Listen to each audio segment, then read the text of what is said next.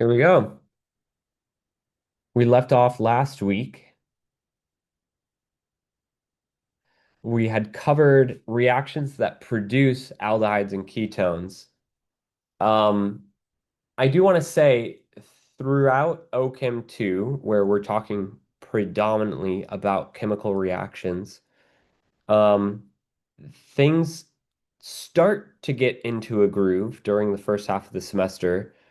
We cover OChem 1 reactions, which are kind of all over the place. Alkenes, reactions with alkenes, reactions that make alkenes, reactions that make alkynes, reactions with alkynes, sometimes reactions of alcohols, reactions that make alcohols. And then we move into reactions with aromatic rings. We don't show a lot of reactions that make aromatic rings, but there are some reactions that make aromatic rings. And then we get into unit 3, and it's reactions that make alcohols, reactions with alcohols, reactions that make epoxides, reactions with epoxides, reactions that make ethers, reactions, or maybe reaction with ethers. Um,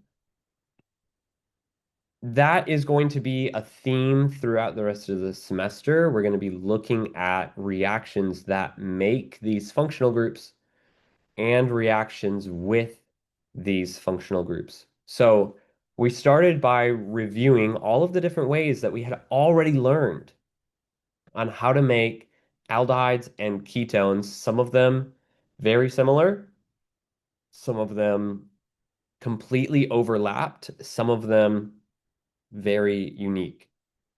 Um, then we looked at new reactions, new reactions that could make aldehydes. That was all of our diol reductions, and new reactions that could make aldehydes or ketones. Now we're diving into the second half, things that we can do with those functional groups. If I have this as a starting material, what can I do with it? As you guys know, I am doing today's lecture virtually because I'm at the American Chemical Society, the ACS National Conference, and I actually saw a poster in the Division of Chemical Education that was working on exactly this type of idea. How do we display concept maps that show how functional groups relate to other functional groups, and then by extension, all of the different functional groups that we can make? Um, and I had some questions, as everybody does when looking at a poster that incorporates a concept they have talked about. And one of those concepts was, how did you decide how many arrows to have from the same starting material? How did you decide which functional groups to relate to each other? I have encouraged to you guys to make a table of reactions before, and I always suggest having functional groups on the left, reagents and notes in the middle, and the functional group of the product on the right. Uh, for example, you could take something like an alkene and you could show a lot of different things and all of the different reagents. Sometimes different reagents will lead to the same functional group, um, but they have maybe unique notes like the Markovnikov alcohol hydration addition. If you use acid catalyzed hydration, you get a carbocation intermediate, but if you use um, oxymercuration followed by reduction, you have no carbocation, and the carbocation is an important note because a carbocation can go through rearrangement, but no carbocation can't go through rearrangement. But the other way to arrange your information is like this, and it's to take that one functional group at once and display all of those different reactions all at the same time. Those of you that were in my OCHEM 1 in the fall, you know that I gave you some of these roadmaps that were very crowded and looked like this. I put all of the transformations that you could do to a functional group in one diagram. And then I walked around and I saw Andy putting in her notes. Don't take any offense to this, please, Andy. I'm just trying to take up space quicker. Putting in all of the reagents. That's not what Andy's notes look like. But then also adding her notes across the side and taking up all of this space crammed together. And it wasn't as conducive as I wanted it to be to displaying all of the information at once, which is why this semester I am reiterating all of my worksheets. I'm trying to revise the way that I display it so that I can give you a better chance to collect your data, collect your information, and then um, you can take that, and once you've practiced it, once you've tried to rework it from memory, um, you can kind of combine it all into one condensed diagram at once. Okay. Um, since I don't exactly remember where we left off, let's start with uh, just refilling some of these pieces that we had added before. Um, by the way, this afternoon I spent 3 hours at a workshop on how to make chemistry laboratory experiments more green, what that means, how we do it. And I'm giving you this example of acyl addition using cyanide. Cyanide is, I don't talk about this in lecture because it doesn't affect your life, but cyanide is an incredibly dangerous reagent. I don't talk about it in lab because we don't use it in lab because it's a very dangerous reaction. So it is a reagent that is used. It is a reagent I want you to be aware of. It's a functional group, the nitrile, the cyano, that really does exist. And the functional group is not as dangerous as the reagent itself. And that has to do with how cyanide as a chemical can bind with iron in your blood, but the nitrile group, the cyano group, is already bonded to something else, so it can't bind with your iron. So this is our acyl addition to give the sorry, I started with the wrong letter, to give the cyanohydrin functional group. Again, that's kind of a geminal functional group. The cyano and the hydrin are bonded to the same carbon. We can reduce to an alcohol, and we showed that this can be done with from a ketone or an aldehyde. This can be done with either NABH4, which is mild, or LAH, which is much stronger because hydrogen owns the electrons to a much stronger extent connected to aluminum than boron. We can do acyl addition, which requires us to have an organometallic. Although if I can remind you guys, this is an organomagnesium halide or organolithium. That's Grignard or organolithium, followed by an aqueous workup because these organometallics cannot exist in the presence of acid. And to get that protonated alcohol, sorry, to get that alcohol protonated, uh, we need to have acid at some point. Um, we can also reduce our aldehyde or ketone all the way down to an alkane. And we had two different reactions for this. There was the um, Wolff-Kishner reduction, which I like to call the hydrazine reduction, in case you're not interested in knowing two different last names, or the Clemenson reduction, which is a mercury zinc amalgam mixed with hydrochloric acid, the source of the hydrogen. All right. These were all of the different ways that we had seen how to take a starting material and how to change it into something new. Now, on the bottom half, I want to show you guys all of the different ways that we can take an aldehyde or ketone starting material and turn it into something new that we have not seen already. You'll notice on the left, I have broken these four reactions. Again, in the past, I've shown these all as starting from the same starting material. I've broken the reactions into those that involve oxygen bonding to the carbon. And on the right, I've broken them into things that involve nitrogen bonding to the carbon.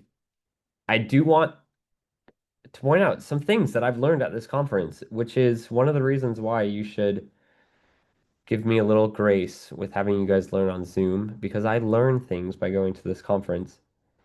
This poster that I was talking about poster concept maps, it actually showed how all of these functional groups can be summed up as carbon-nitrogen double bond with an R group attached. And that R group might be hydrogen. If it is, we call the functional group an imine. That R group could be OH. And if it is, the functional group is called an oxime. You kind of hear the oxo in that, or the oxy, the oxygen. And if that R group is another nitrogen containing group, we call it remember hydrazine reduction, which has two nitrogen groups. This is the hydrazone. And remember that "one" is the suffix we give for ketone. So it's like saying this is the hydrazine version of a ketone, which again also has its limitations because there's no reason that this little R group couldn't be a hydrogen, in which case this should maybe be called the hydrazal for aldehyde instead of hydrazone for ketone. But again, this is just reminding you a ketone is a carbonyl. And if you have a carbonyl version of a hydrazine, that's what we're going for. Here's another thing that I learned at a conference, actually this afternoon in a workshop. Um, a, uh, a former professor, he now works for the American Chemical Society on how to institute green chemistry concepts. A former professor was telling us his story of being a chemistry student. And he said that he took the time to memorize all of his OChem reactions, which is what I'm trying to put on display for you guys, ways to recognize the patterns and the changes, not necessarily the way to memorize. And one of the reasons he said that is he said that he memorized all of the reactions that used potassium hydroxide against memorizing reactions that used sodium hydroxide. Um, and I bring this up because he made a good point, which is as students learning in the class, these look like different reactions. If I'm using a different uh, alkali metal, I must be using a different reagent, and therefore I must be doing a different chemical reaction. So this is my opportunity to remind you that these are often just spectator ions. Whether it's potassium or whether it's sodium, we give a a charge to hydroxide, and that's what we care about because it's going to do a chemical change. And the cation is just balancing charge. So it comes down to whether your lab has in stock potassium or sodium. That's not always apparently obvious, even to people that major in chemistry. So I want to bring that up and just point it out. When you are going through and building a table of reactions, You don't need to show a reaction that uses potassium hydroxide and a different reaction that uses, or sorry, potassium cyanide versus a different reaction that uses sodium cyanide, because those are essentially the same reagent. Potassium and sodium are not doing anything.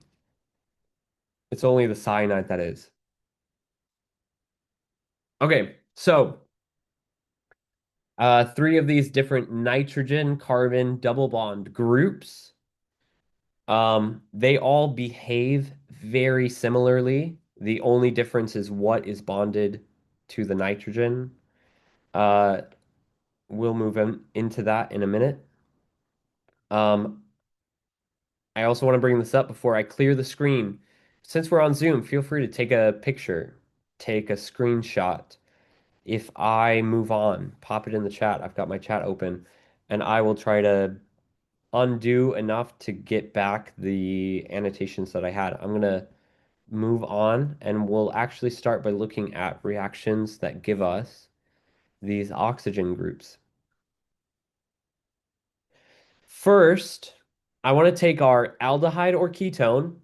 Remember, the difference is whether we have just a carbon group, whether it be a methyl or a phenyl or whatever, that makes it a ketone, or if we have a hydrogen, that makes it an aldehyde. These are going to react in very similar ways. To the top left, I have a geminal diol. This we call a hydration reaction because I add an equivalence of H and OH, and there are two predominant ways to do this. I can either first react my reagent with hydroxide and follow it up with an acid workup, or I can just provide acidic conditions. Um, Basic conditions first will give me an alkoxide, OR minus, and nothing to really protonate it. So I would then need to add acid to give a hydrogen to the original O minus. If I do this in acidic conditions, I will always start by protonating. I have an acid, something needs to be protonated, and then have acyl addition and then a deprotonation step, which regenerates the acid. These are equilibrium-based reactions. In fact, some carbonyls are more reactive than others, and sometimes neutral conditions will react with the aldehyde to give a diol. We've talked about um, reactivity and how aldehydes are more reactive than ketones. And part of that is sterics, part of it is induction. It turns out that the most electrophilic aldehyde or ketone is formaldehyde, and simply in the presence of water, without this catalytic acid or without any base driving in nucleophilic conditions, just in the presence of water, formaldehyde has a strong hydrate component.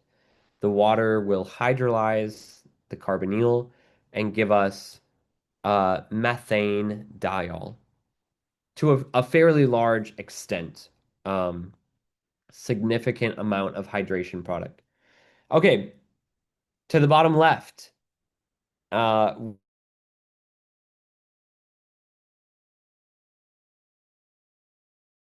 is a geminal ether all. On the same carbon, I have an alcohol and an ether.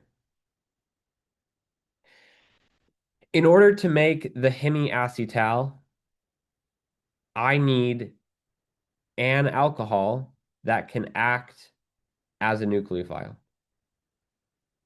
So what I would write over the reaction arrow is ROH. What is R? Maybe R is methyl, CH3. ethyl, phenyl. Maybe R is octanol. Maybe R is cyclohexanol. R at some point just needs to be a carbon chain. Um, this is catalyzed by acid. And I do want to point out that the acid that we will put here is H plus, and sometimes H plus can represent H3O plus. A better way of saying that would be sometimes H3O plus can be represented by H plus. It would be better for us to use an acid that is not water. If you guys remember from last week, right up here, we said that the hemiacetal, along with a lot of these other functional groups, can be hydrolyzed by H3O plus to form an aldehyde or ketone. What we're trying to do is the reverse reaction. If H3O plus undoes, oh, that's not the right word, undoes the transformation that we're trying to do right now, I don't want to use H3O plus. All I want to use is H plus. Sometimes this is communicated as mild acid. Sometimes this is communicated as an organic acid, something that will donate its hydrogen but does not have water present, like pyridinium. Okay, um, another caveat that we can make here, another clarification, if you will, is that we need the alcohol to be present to one equivalence. This is kind of like the alcoholysis that we talked about with alkenes. We can do hydration. We can do um, alcoholysis, or we can do esterification. We can add an ether across a carbonyl. If I have two equivalences of that alcohol, or if I simply write that as excess alcohol in the presence of my mild acid, then I can create my acetal group. We will look at the mechanism for hemiacetal and acetal formation. Not only will we look at this, you will be tested on this. Um, One of the reasons that I like to test you on this is because it highlights the importance of acid chemistry, acid-base chemistry. It lays down the groundwork for um, a lot of the other mechanisms that we're going to see on our final exam. This is one of them. So it is fundamental to the mechanisms on our final exam. And these are important reactions. They can actually help us convert an alcohol into something else, which means if I'm worried about how an alcohol will react in my conditions that I need, I can turn the alcohol into something else so that an alcohol is not present. And then again, as we said earlier, I can get rid of it by just adding acid, and I can revert back to the alcohol I had originally. As you might have guessed, the hemiacetal, the semi-acetal, is halfway in the mechanism to the full acetal. So when we learn the acetal mechanism, we are learning the hemiacetal mechanism as well. On the bottom right, that is a second acetal product. The only difference here is that on the acetal, R and R are connected to each other. I didn't have the function on my chemical drawing software to actually make this a little circle like you see. I would have done that if I could, because there are acetals that make six-membered rings. There are acetals that make any size ring you'd really like to consider. The distinction between an acetal and a cyclic acetal is the fact that the R groups connect to each other at some point. So I don't want you to look at this structure and think that it needs to be two carbons between the oxygens. Could be one carbon, could be three carbons, could be whatever number of carbons you want. So this is really just a cyclic connection between the oxygens. Well, to make the acetal, I needed two equivalences of ROH, and that gave me two equivalences of OR. That means that I had ROH, ROH, and then I just got rid of the H's. If all I'm doing is getting rid of the H's from these oxygens, that really just means that my reagent is what?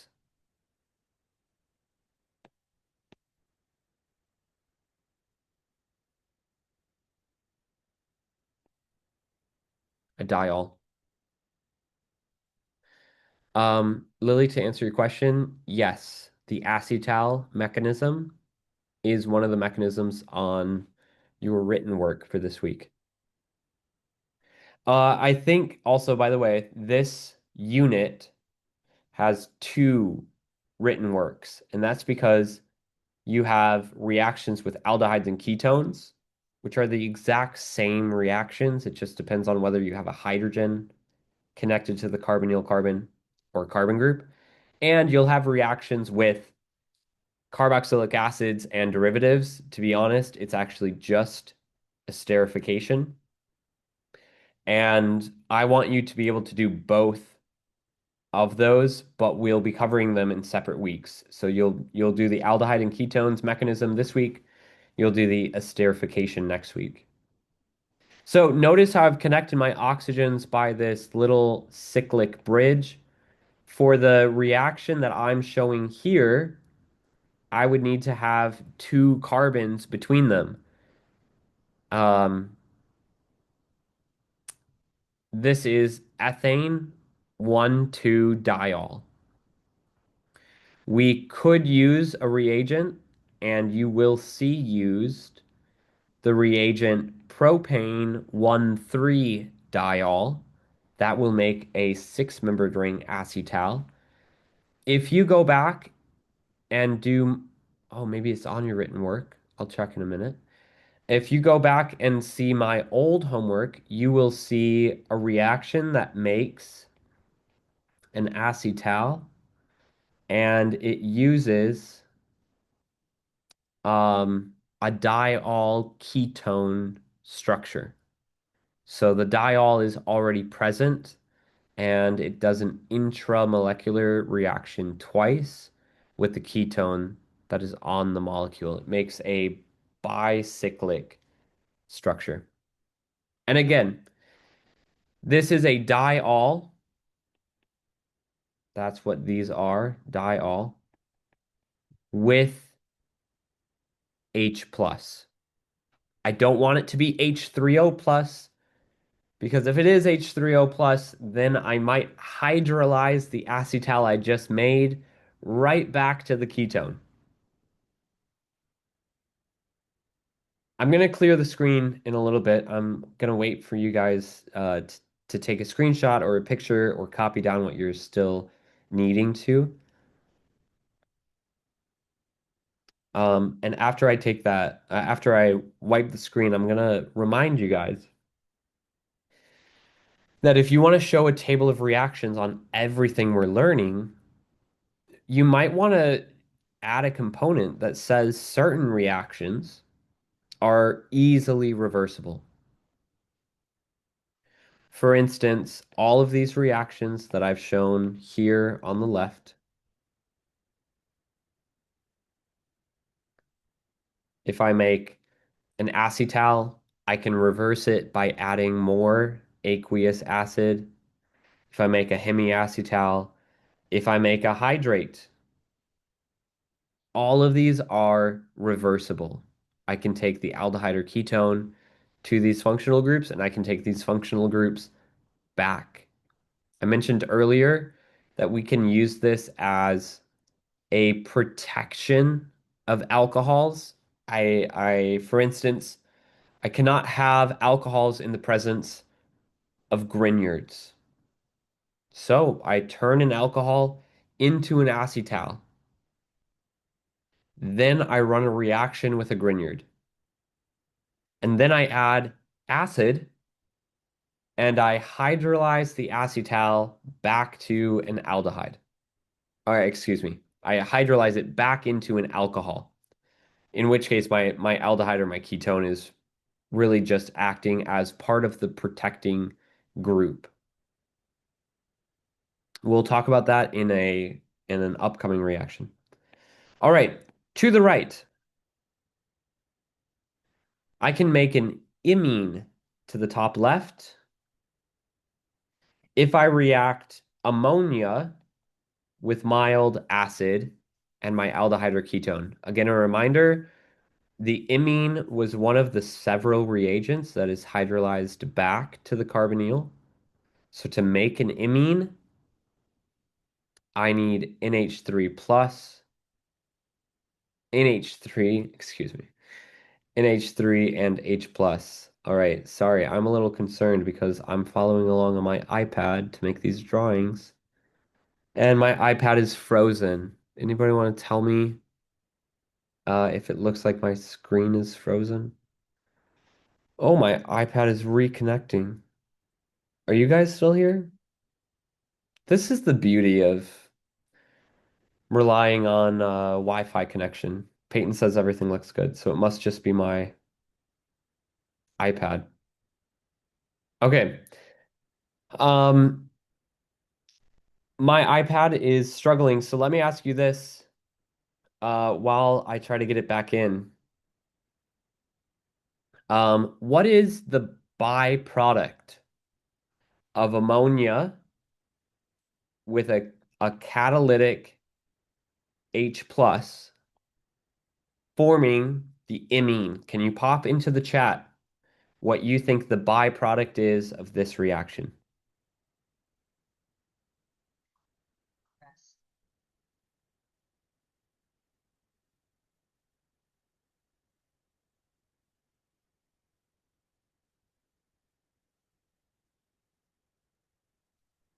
Great. Water is the byproduct, and you guys said that just in time. I've lost two hydrogens from ammonia, and I've lost the oxygen of my carbonyl, and those come together to produce a water molecule. Look back on the left where I had four reactions forming oxygen groups, two of them which are the same functional group, just whether they're monomer ethers or cyclic ethers, acetals. Um, what are my byproducts in those reactions? Actually, to the top left, there's no byproduct. That's simply an addition reaction. But to the left, on the bottom, if I'm using alcohol, uh, oh no, I'm sorry. Actually, the imine is also no byproduct. It's not the imine. The hemiacetal is also no byproduct. But when I use two alcohols and a catalytic acid, there are three oxygens involved, two alcohols, one carbonyl oxygen. And there are two hydrogens that are not present in my final structure, which means that these also produce a byproduct of water in the reaction.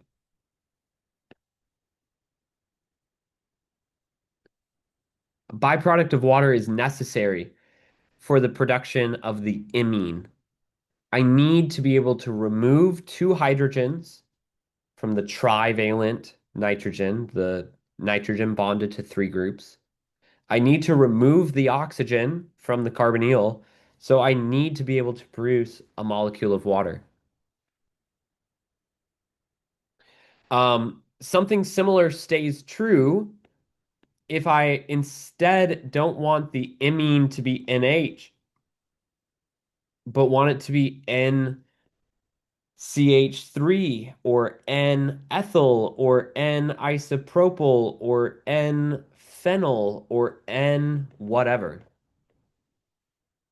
If it's NR, I simply need this to be NH2R. Can anybody pop into the chat what I would name the organic reagent that has a functional group NH2 connected to the organic structure NH2R? NH3 is not organic.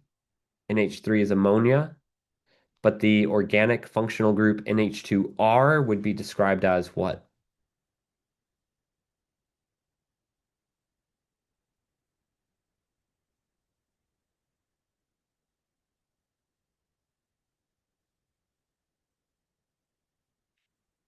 I know one of you guys have got it at least. That is a primary amine. Ammonia is technically not an amine. A primary amine has one bond to a carbon, and it's got those two hydrogens. Two hydrogens can be removed from the nitrogen and still helps us produce water. So whether it's carbon nitrogen with an H or carbon nitrogen with an R, I need two hydrogens that can be removed. If I don't have two nitrogens, if I only have one, yeah, I'm saying that wrong. If I don't have two hydrogens, if I only have one, this is what we call a secondary amine. The nitrogen is connected to two R groups. I still need to produce a molecule of water. The oxygen from my carbonyl is lost. The hydrogen from my nitrogen is lost. But I also will end up losing one of the hydrogens from the carbon adjacent to my carbonyl. We call this an alpha hydrogen. We'll talk about this more in Unit 5. But I must lose the carbonyl oxygen, an alpha hydrogen, and the amines hydrogen in order to form my water. Water will be a byproduct here. And if the amine does not have the hydrogens available to help produce water, then carbon has to help contribute to the hydrogens. So instead of an imine, we form an alkene connected to this amine, and so we call it an ene amine. So ammonia, primary amine, react in the same way to form imine. But a secondary amine reacts in a much different way to form an enamine. And we're not going to look at what a tertiary amine, a nitrogen that has no hydrogens connected, we're not going to look at how that reacts because it can't form a neutral byproduct. It will only form an ammonium product. Okay, to the bottom left. Again, this is really just substituting the R group. But notice how it's not an enamine, so it must start off something similar to ammonia. This reagent must have NH2, but instead of having R or H also connected to the nitrogen, it needs to have an OH group. This is what we call um, an hydroxylamine, NH2OH. And again, this needs to be done in the presence of mild acid. And to the bottom right, I'll simply take the primary amine starting material, NH2, and I'll substitute R to be whatever nitrogen-based group I want it to be. You can see here that I've had the product have a nitrogen bonded to NH2. So that would be NH2 to NH2. That's hydrazine, by the way. That's the same reagent that I wrote up ahead for our hydrazine reduction. But there's no reason that it needs to be a second NH2 group. It could be NHR. It could be NH2 bonded to NR2. So long as one of the nitrogens has the two hydrogens available to be removed to form water as our byproduct. All right. If you have questions on these, pop them into the chat. Let's see what you've got. Also, I forgot I made coffee. I'm going to quickly grab that.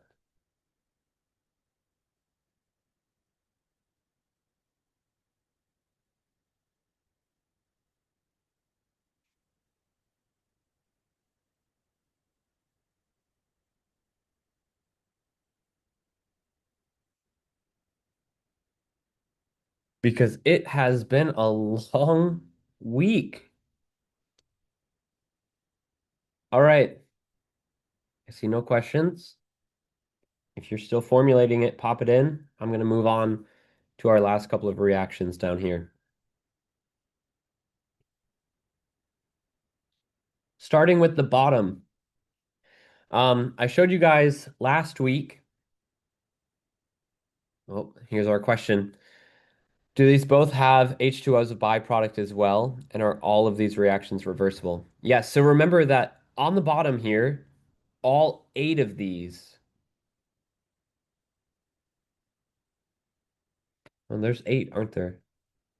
1, 2, 3, 4, 5, 6, 7. How come I only have 7 up here? Oh, because down here I showed the acetal twice.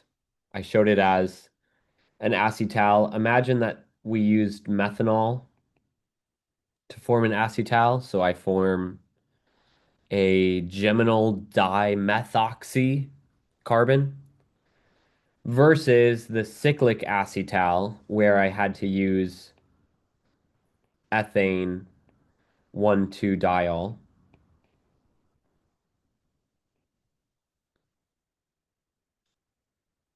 So I've got 7 different functional groups. It just turns out that 2 of them are the same. I'm just showing how different reagents can add the 2 equivalences at the same time for the acetals. I've got 7 different functional groups that can be formed from the aldehydes and ketones. And up here, I've got 7 different functional groups that can all be reversed. And so you're right, these actually not all of these form water. We mentioned that the hydration is a simple addition reaction. Water is added across. There's actually nothing that leaves. Similar with the hemiacetal, and an alcohol adds across, but nothing leaves. The acetal and all of the imine reactions and the enamine reactions all produce water, but all 7 of these are reversible reactions. Great question.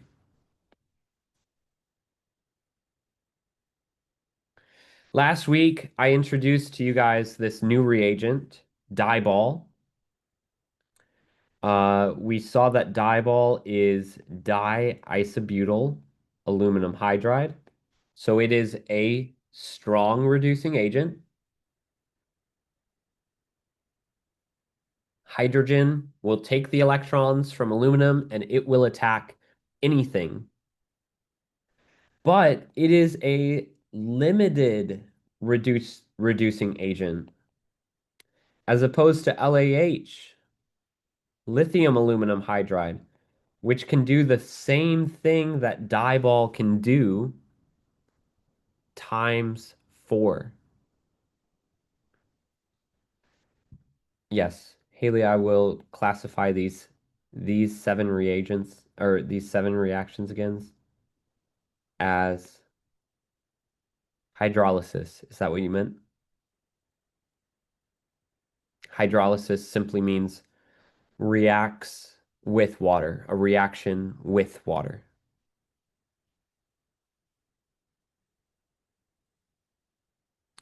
Or do you mean the 7 on the bottom? No, it's okay. You don't have to. You can pop it in there. You can even just give me a thumbs up if that was good, or reiterate your question in the chat if you need to.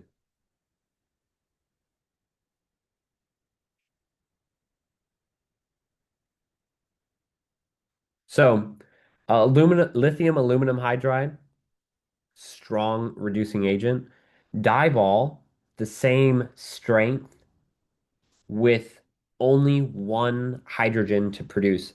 This question came up at the end of class last week, but I fear it may have come up after I had ended the recording. LAH can reduce 4 times. Diball can reduce 1 time. If I add, um, actually, I do think this came up. If I want to add LAH, remember that this needs an aqueous workup, and I want to reduce something as reactive as the acid chloride carbonyl,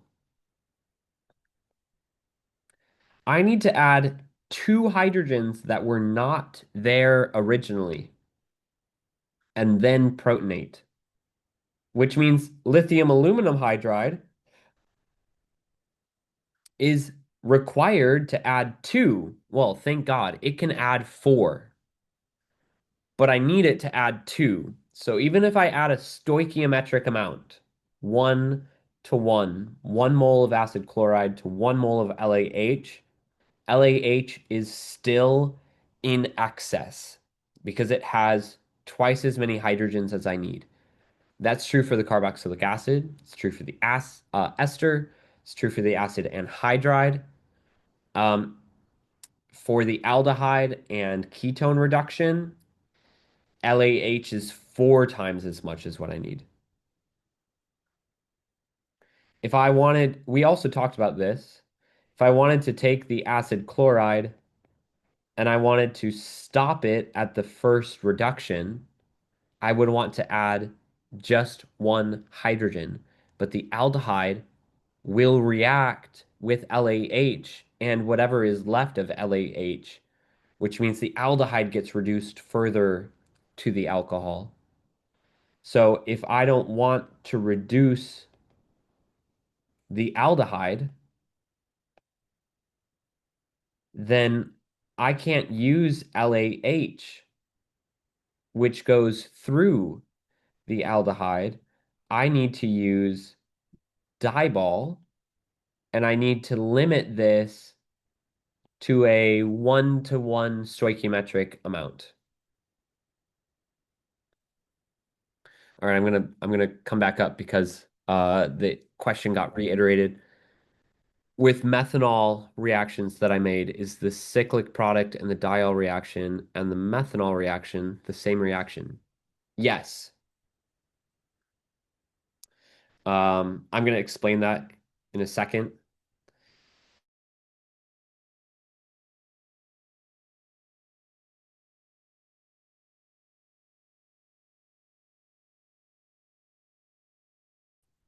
It's reduced on how many hydrogens they get. That is what the reduction is. The reduction is the change in bonds to more electronegative atoms and bonds to more to less electronegative atoms. So acid chloride to alcohol gains 2 electrons, loses 2 bonds to more electronegative, chlorine and carbon. Sorry, chlorine and oxygen. Aldehyde, on the other hand, gains 1 hydrogen, loses 1 bond to oxygen. So acid chloride and hydride, acid, ester, they all have a 2 hydrogen addition. So we call it a 4 electron reduction. Whereas aldehyde and ketone, which have a different number of hydrogens attached, those only get a 2 electron reduction. They only get 1 additional hydrogen. So it is relative to how many new hydrogens they get. All right, to answer that question, down here,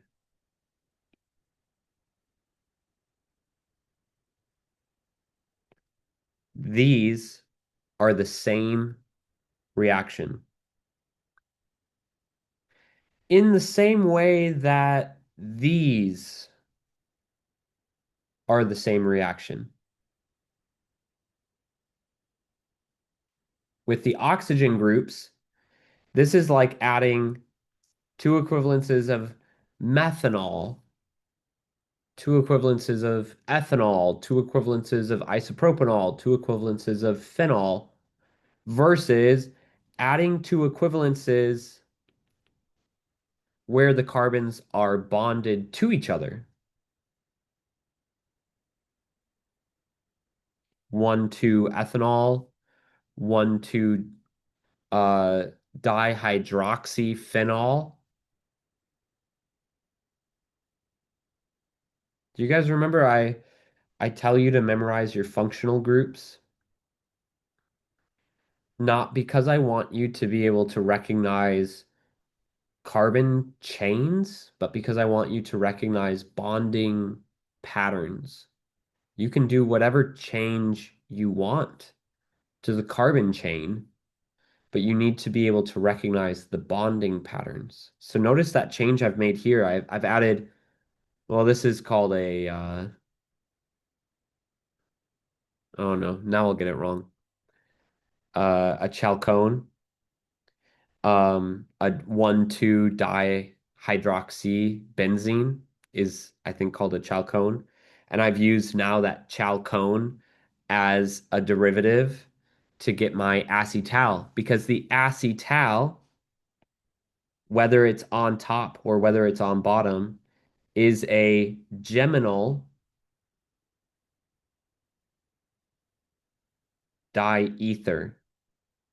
It is two OR groups connected at the same carbon, whether those R groups connect back or not. The acetal is a geminal diether. Acetal, who knows what an acetal means? I don't know. But we know what an ether means. We already memorized ether. And we know what Gemini means because your favorite professor is a Gemini.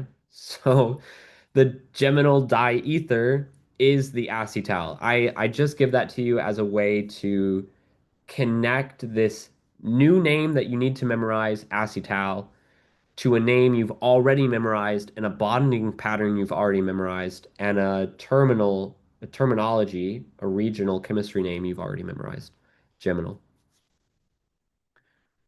Okay, great. So down to the bottom again. Why is it that diball reduces the acid chloride, reduces the carboxylic acid, reduces the ester, reduces the anhydride, reduces, boy, how many did I have? Reduces the amide, reduces the Nitrile,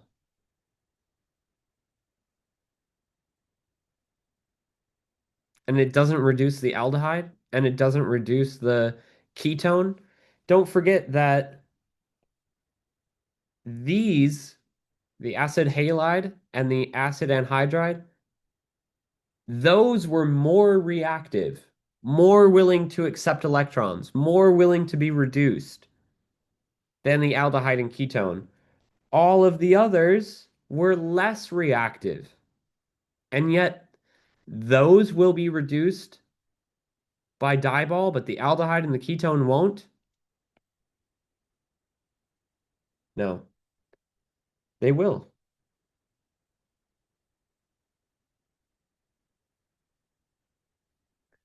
They will be reduced by Dibol, but good Lord, why would I want to? If I already have LAH in my lab, I'm not going to go out of my way to find Dibol and purchase it and get it shipped in and use it to reduce it. I already had NABH4 that could do this. I already had LAH that could do this. But, and it's a big but,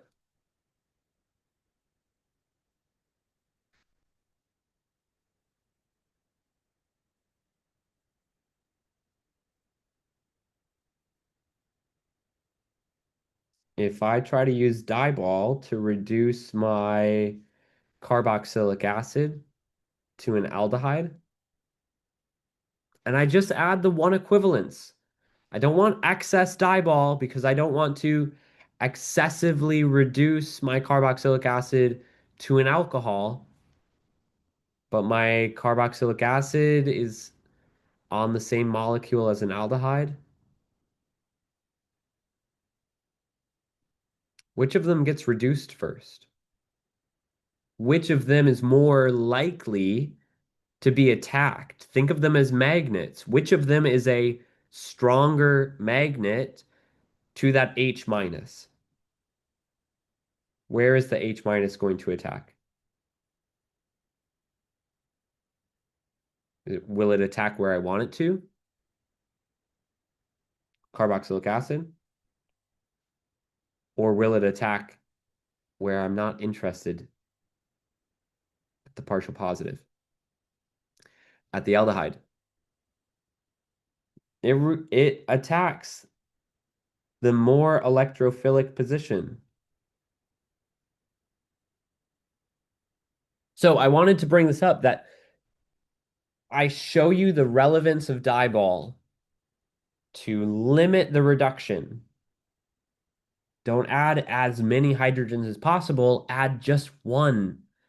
Don't change the functional group twofold, change it just once, and then limit the ability of that new functional group to continue changing.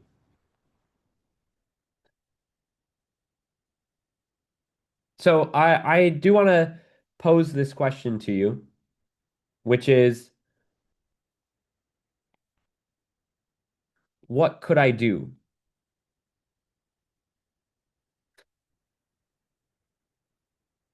to make this meta carbaldehyde benzoic acid into a meta carbaldehyde benzaldehyde? How could I take this meta substituted carboxylic acid and aldehyde, and how could I selectively reduce the carboxylic acid? I want you to think about that for a minute.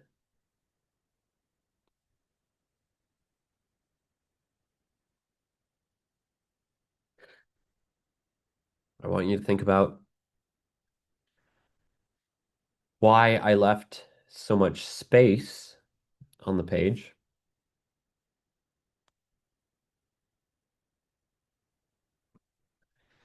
I want you to think about why I'm erasing how big my arrow is.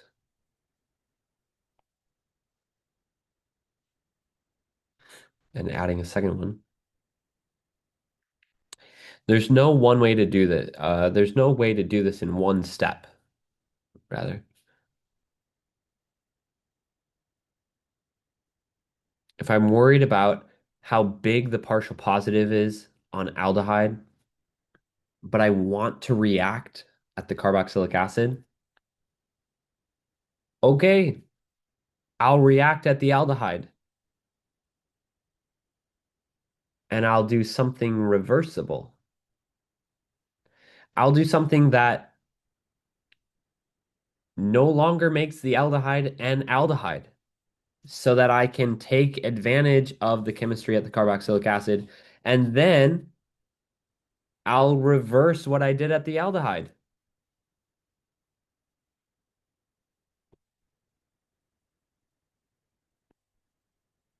Again, I like this ethane diol.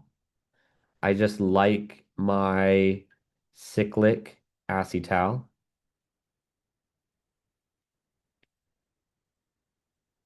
That makes a five-membered acetal.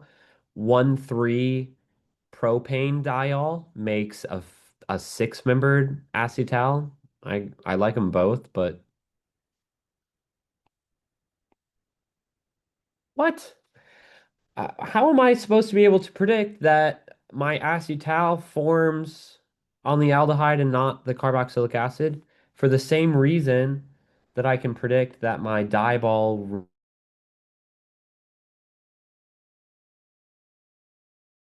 aldehyde and not the carboxyl forms on the larger partial positive carbon. By the way, I bring this up because it justifies multi-step synthesis routes.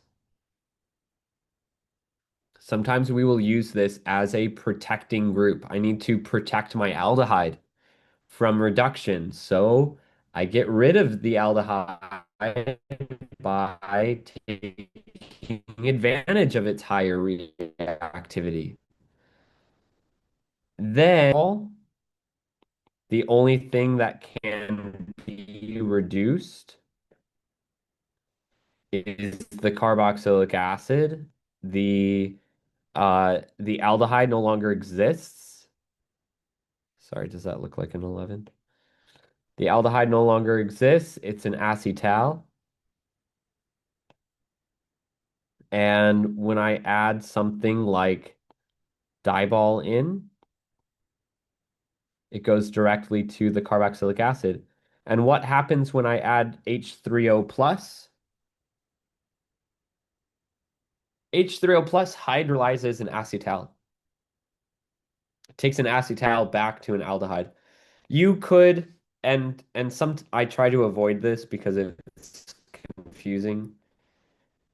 You could show this as having an intermediate. The carboxylic acid gets reduced. Wonderful. And the acetal is still present. And then keep adding H3O plus to make sure that you have hydrolyzed that acetal. You might have noticed this on the I I think it was the Unit 3 synthesis on the Unit 3 test synthesis problems. I said that this synthesis should take you 2 to 3 steps. It depends on whether you consider the acid workup its own step or if you consider it a necessary part of doing certain reactions. It is necessary, but it has to be done separately. So it's a philosophical question rather than a hard answer. Okay, so sorry, we've only gotten through one on the bottom. I can use dibol to reduce aldehydes and ketones, which is why I need to be careful about how I use it and when I use it. It does react with the carbonyls that are on the more reactive half of the carbonyl family. Going to the right, aldehyde to a carboxylic acid. I think I've mentioned this to you guys already. Chromic acid, which I have you all represent as chromium trioxide in sulfuric acid. Sometimes you will see that this is written as H2CrO4, the hydrate form of chromium trioxide. Sometimes you'll see this written as its dichromate salt, potassium dichromate. They're all three different versions of the same thing. We learned back in the alcohols chapter that if I took chromic acid, it would take a primary alcohol and it would do a two electron oxidation. It would remove just one hydrogen and increase just one bond to a more electronegative atom, and it would form an aldehyde. And then the aldehyde would react with that same reagent, the chromic acid. It would continue reacting and it would do a second oxidation, removal of a hydrogen, increase of a bond to oxygen. So this is really more of a review. Aldehydes can be oxidized to carboxylic acids. Benzaldehyde oxidized to benzoic acid. Acetaldehyde oxidized to acetic acid. To the left, you might feel like this is a similar oxidation as what we see to the right. You'll notice to the right, I have a carbon hydrogen bond and I just slip an oxygen on in there. And on the left, I've got a carbon carbon bond and I just slip an oxygen in there. But it is very different. The reagents are very different. The mechanism is very different. And I want you to notice the substitution is different. In this oxidation on the left, we start with a ketone, and this ketone intentionally has a more substituted carbon on the left and a less substituted carbon on the right. Now, I'm just noting that this is a secondary and primary, but the idea is that one carbon is more substituted than the other. We go from a ketone to an ester, and the ester forms on the more substituted carbon.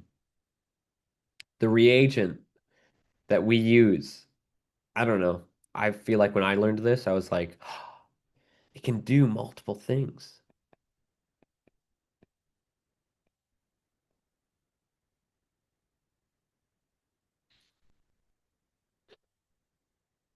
Our old friend from OChem 1.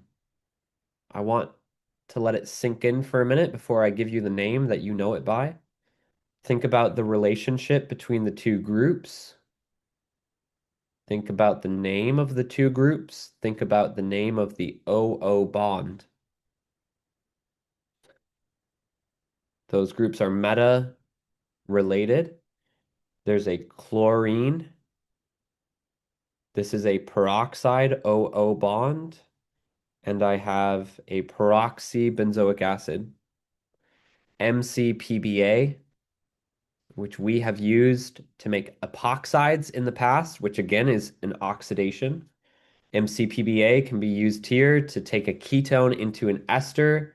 But if you don't want to use MCPBA, if you don't have MCPBA, if you don't want to dispose of halogenated waste because halogenated waste is more expensive, more harmful to the environment, all you need here is a peroxy acid. And the peroxy acid runs a more substituted oxidation of a ketone. Whichever carbon has more carbon groups on it, that carbon becomes oxidized and becomes the ester linkage carbon. All right, last one to the top. I want you to notice I've got the slash, right? The ketone on the left becomes an alkene on the top that has is at least di substituted. It's got at least two carbon groups from the ketone. The aldehyde on the right becomes an alkene on the top that is at least mono substituted, but at most tri substituted because it's got at least one hydrogen from the aldehyde. We can call this an alkene metathesis. If you are in a linguist, you might know what metathesis means. In fact, it's a former student of mine who was a linguist that taught me what metathesis means. It means the bringing together, or no, sorry, the forming of. And I think it really is a compound meta thesis, which is all-encompassing idea. What do you form?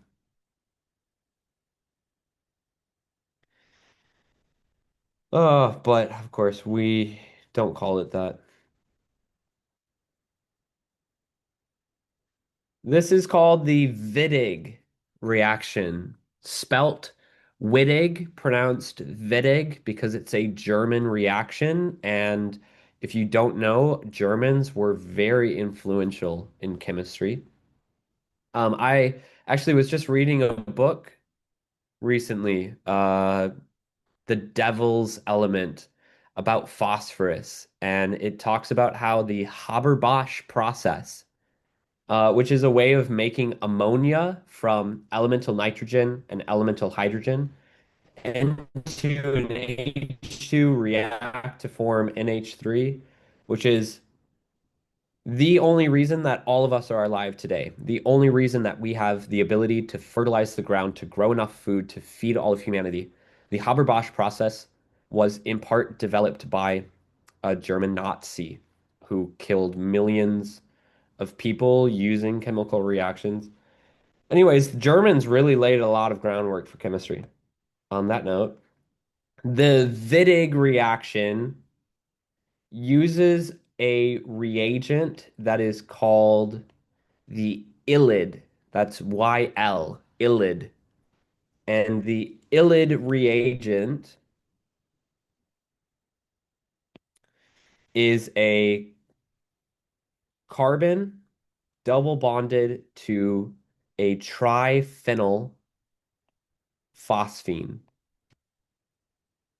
I want to point out that this Ylid reagent has a resonance structure.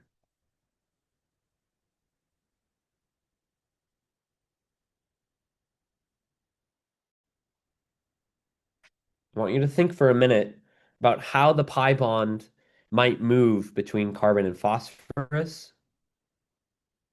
Carbon is a row above phosphorus. Phosphorus is a row to the right of carbon. Try to predict electronegativities. Who of those two elements owns the electrons? As it turns out, it is carbon that is more electronegative. So a resonance form of this Ylid reagent actually shows a carbon ion and a phosphorus cation. Of course, the major resonance form here is the one that minimizes formal charge. So we see the carbon phosphorus double bond. Um, oh, you know what? I'm sorry. If you just copied the structure I drew up there, I drew it wrong. I had a an additional hydrogen, or sorry, an additional carbon. I didn't have my R groups. bonded to the carbon of the ylid. I'm not sure what that was. Actually, it looks a little confusing on the right too. I don't have those bonds to R going in a meaningful way. Um, you might look at this and wonder why phosphorus is making five bonds rather than obeying the octet rule, and that's because phosphorus can break the octet. It has d orbitals that can engage in holding electrons. You might also think those phenyl groups are pretty big. Isn't there steric strain with this structure? How can it even exist? The reason I think some of you might be thinking that is because I've had students in the past that have said that exact same thing. But remember that phosphorus is bigger, which means those phenyl groups are actually more spread out than they would be if they were bonded to, say, nitrogen. And it's true, it does create steric strain, but it's not an impossible amount of steric strain. Now, I want you to consider what can those R groups be?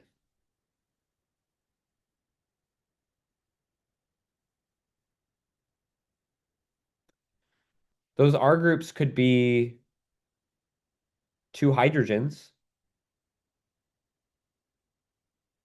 methylene ylide. One of those R groups could be a methyl, one could be a hydrogen. One of those R groups could be a phenyl, one could be a hydrogen. One of those R groups could be a methyl, and one could be a phenyl. The idea here is that R can be substituted by any of the carbon chains you want it to form. Based on the structure you're looking for in the final product, you synthesize your ylid in that way. I'm not going to go through the ylid synthesis this semester. I want to. I'm going to show you just because I want to. Uh, what you need to do in order for this synthesis to form is you need to first substitute some alkyl halide with a phosphorus. We don't show this in OChem 1 very often because it's not a very common reagent. And then you react this with N-butyl lithium and you remove one of the hydrogens from um, that neighboring carbon, which is what allows you to form that double bond.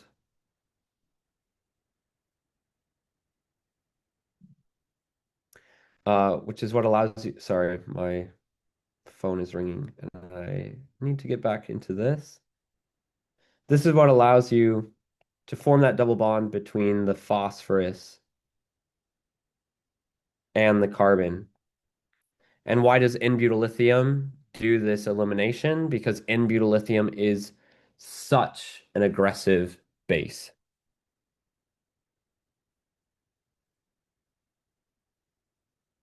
Okay, these are all of the reactions. So I'm going to go through uh, some of the reactions in the roadmap below. Uh, and then I will let you guys go, and I'll see you in class on Thursday.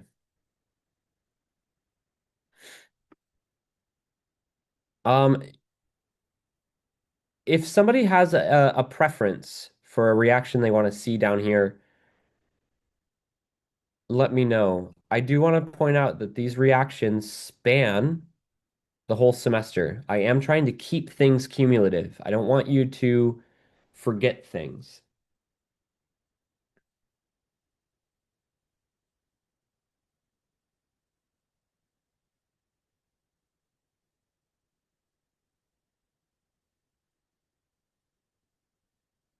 I think I have I think I have the two that I want to see. But if anybody wants to pop into the class or into the chat, oh, it might be hard to describe it, wouldn't it? Because you can't see or you can't reference it directly. You'd have to name it or something.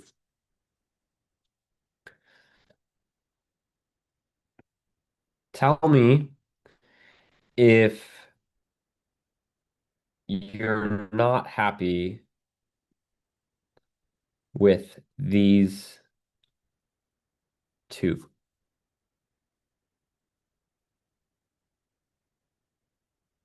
And if you don't say anything, speak now or forever hold your peace, I think is how they say it.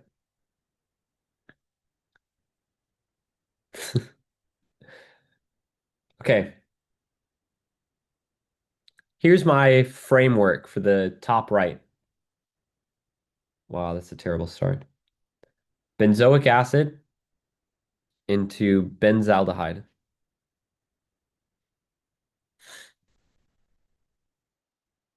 I'm starting from a carboxylic acid. Now, we have not moved into our unit on carboxylic acid, so I've not given you guys a layout of reactions with carboxylic acids, but I have seen reactions that produce aldehydes. So if I were flipping through my notes, I would go to where I've seen how to produce aldehydes, and I would see how a carboxylic acid starting material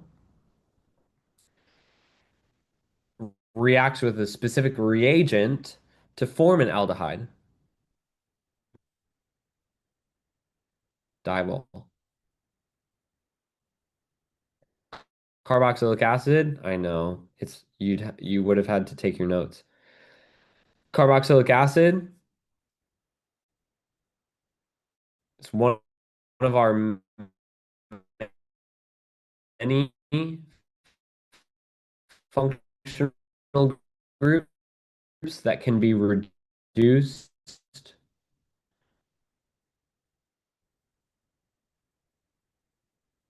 by Diol with an aqueous workup to give me my aldehyde. This was another thing that I heard in the workshop I was in this afternoon, which was a reminder for all of you how chemists portray before or over the reaction arrow and in what order and how it's laid out.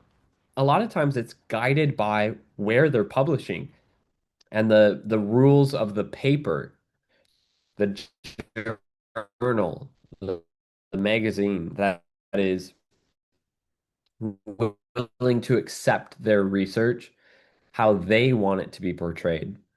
So I'm willing to, I do kind of lean into this kind of common template, which is put all of the reagents over the arrow and just provide numbers if multiple steps are done. Great. Why did I use Diol? I don't want to reduce, oops.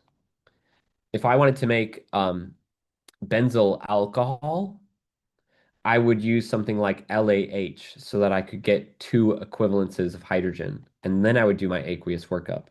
But I want to do a one hydrogen reduction, a two electron reduction. To the left, I've got an alcohol. And what the heck am I making? I've got benzyl alcohol. I don't know why I showed, you know what? I could have showed that over here. LAH can make this directly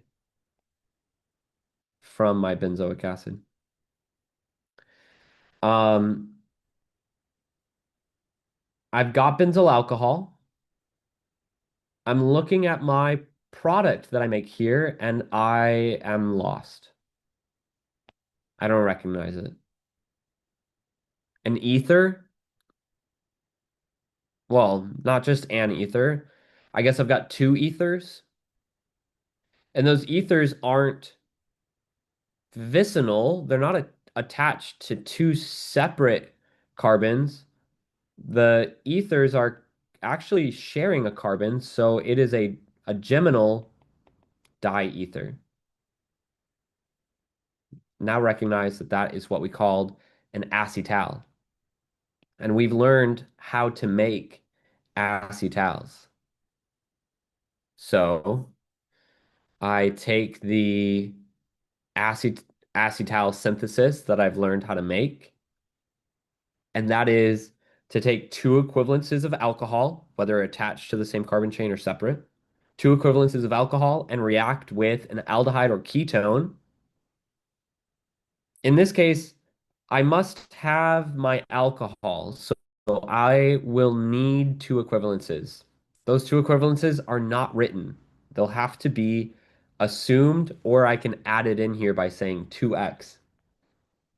So I'm missing either an aldehyde or a ketone. How can I figure out where the aldehyde or ketone carbon is? These were my alcohols. Benzyl alcohol, phenyl CH2OH. So I can see that on either side I've got my alcohol carbons, which means there's actually only one specific carbon in this structure that could have been my carbonyl carbon.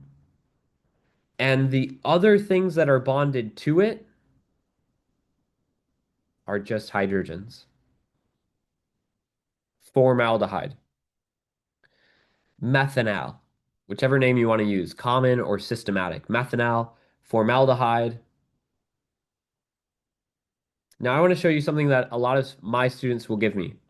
One, formaldehyde. Two, H plus.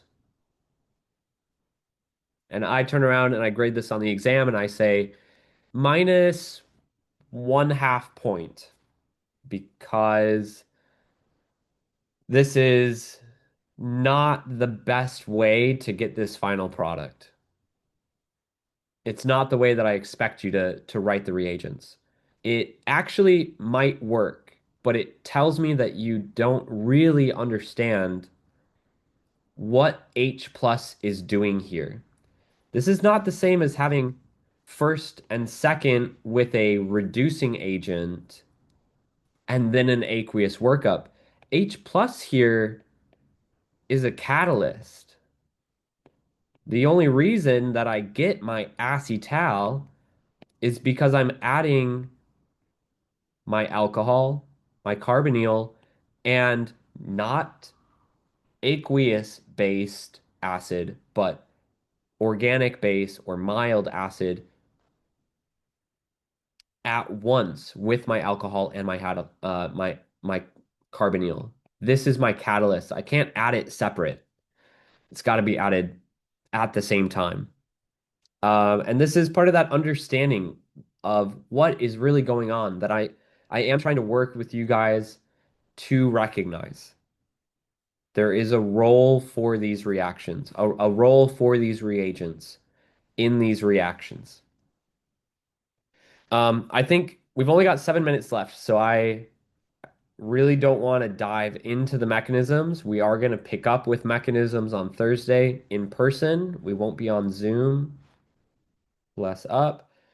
But we will start with this conceptual idea. Why is it that we need to have the um, H plus at the same time? And what is it that H plus really does in the presence of all of this that allows this to occur? Elliot asked, why does this, where does the second phenyl come from in the product? Actually, that is what I tried to indicate by adding in 2x up here. I can completely understand if I, as the instructor, don't give you the explicit instruction, use twice as many of this reagent as the reagent you're going to add over the arrow, why that wouldn't seem reasonable. But I think you will agree that these two portions of the molecule, left and right, are identical to each other. So therefore, it's the same reagent, the same chemical, reacting twice in this reaction. And you might remember back in organometallic chemistry, they got away with this by just saying add half an equivalence of whatever you're putting over the reaction arrow because organic chemists don't always care about using whole numbers in their stoichiometry. They just care about communicating the ratio that you might need. Sometimes organic chemists care so little about stoichiometry because they know that you know, or they assume that you know, what should be in excess, or that you can figure out what can be in excess, or that you can see that there is some symmetry that you can imply one of them is in excess.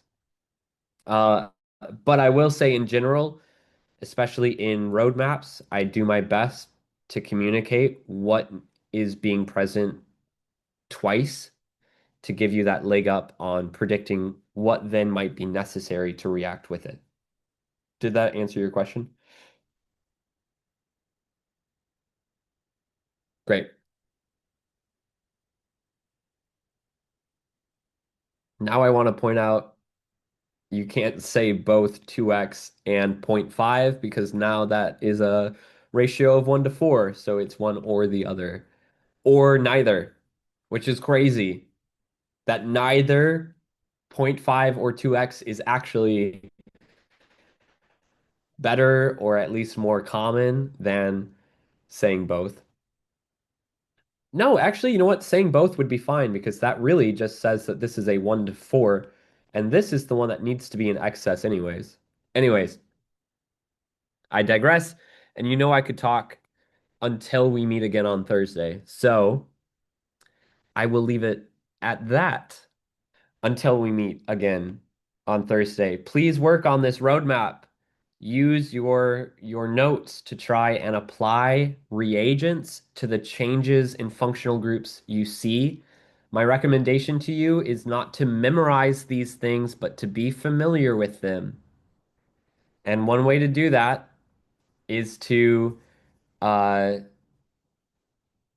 uh, take maybe the blank version of these notes and try to fill it all in again, and then um, try to repeat all of these conversions, all of these transformations by memory. Which ones did you forget? Which ones do you remember? Yes, I'll see you in person on Thursday. I'll try to remind you guys maybe Thursday morning, but we'll meet again on in person. All right. Thank you guys for joining. Thank you for your patience with this, and I'll see you guys Thursday. Take care.